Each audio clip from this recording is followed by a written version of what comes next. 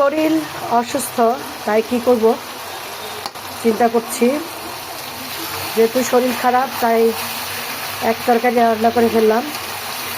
আর এক তরকারি হচ্ছে এই যে, এটা হচ্ছে কি কাঁঠালের বিচি, এটা হচ্ছে চিংড়ি মাছ, এটা হচ্ছে আমরা বলি কইডা, আপনারা কী কী বলেন আমি জানি না, কইডা। তারপরে হচ্ছে পটল, এটা হচ্ছে পটল, আর এ হচ্ছে আলু। এগুলো দিয়ে মিক্স সবজি রান্না করছি, কারণ শরীর খারাপ নিয়ে পাকের ঘরে দাঁড়িয়ে থাকা খুবই কষ্টদায়ক। যেহেতু আমার কেউ নেই, মা নেই, এখন আমার ছেলে মেয়েকে তো খাওয়াতে হবে, তাই না? ছেলে মেয়েকে যেহেতু খাওয়াতে হবে তাই কষ্ট করে একটা তরকারি রান্না করে ফেললাম চিংড়ি মাছ দিয়ে সবজি।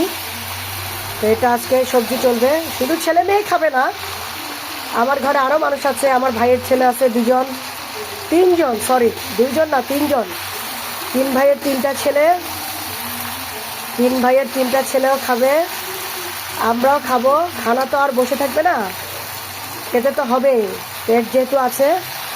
তাই এই যে দেখুন সবজি রান্না করছি। এখন আমি গরম পানি দিয়ে দিব সবজিতে, গরম পানি দিলে ভালো হবে, ঠান্ডা পানি না। কষিয়ে নিলাম, কেমন হলো জানাবেন।